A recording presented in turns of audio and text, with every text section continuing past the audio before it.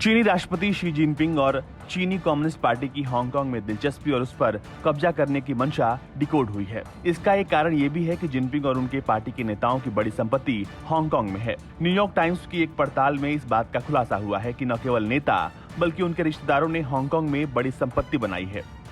चीनी communist party में number 3 के नेता ली झांशू की बड़ी बेटी ली जियानजिन उनमें से एक हैं। द न्यूयॉर्क टाइम्स के अनुसार उन्होंने चुपचाप हांगकांग में जगह ली। इससे चीनी राजनीति की गुप्त तरीके से दुनिया में जगह हासिल करने का पता चलता है।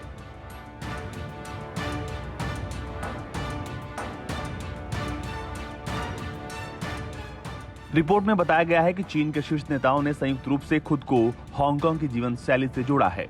रिपोर्ट में कहा गया है कि ली जियानजिन और कम्युनिस्ट नोबिलिटी के अन्य सदस्य हांगकांग में कपड़े की वित्तीय प्रणाली सहित वहां के समाज से जुड़ गए हैं, जो ब्रिटिश उपनिवेश को मुख्य भूमि के करीब बांधते हैं।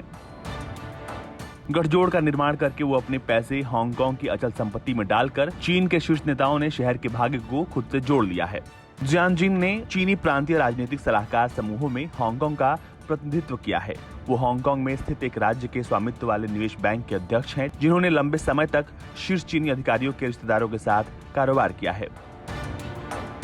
जियानजिन ने 15 मिलियन अमेरिकी डॉलर में 4 मंजिला टाउन हाउस हांगकांग में एक समुद्र तट के पास खरीदा था। जियानजिन का साथी अब सेवानिवृत्त हो गया है, जिनके द्वारा स्टोर किए गए पेनिनसुला होटल में से एक हिस्सेदारी पर सैकड़ों करोड़ खर्च किए गए, जिसके बाद उन्हें बेच दिया गया। चीनी विश्वविद्यालय हांगकांग में चीन के एक सहायक प्रोफेसर विली लैम ने बताया कि चीन में अमीर वर्ग के सदस्यों, जिनमें राजकुमार भी शामिल हैं, उन्होंने हांगकांग में भारी निवेश किया है। ये सब कुछ चीन की वो साजिश है जिसके जरिए वो हांगकांग पर अपना दाव पुख्ता करता है।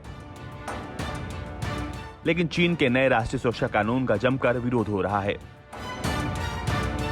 जिसको लेकर कई देशों ने चीन को चेताया है। अमेरिका शुरू से ही हांगकांग के राष्ट्रीय सुरक्षा कानून की कड़ी आलोचना करता रहा है। चीनी अधिकारियों की संपत्ति फ्रीज करने के उसके इस कदम को चीन द्वारा हांगकांग में इस कानून को लागू करने के खिलाफ अब तक की सबसे सख्त कार्रवाई मानी गई।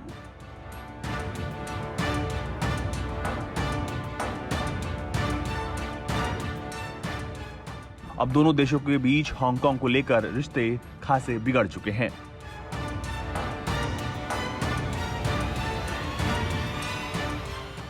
ब्यूरो रिपोर्ट, भारत तक।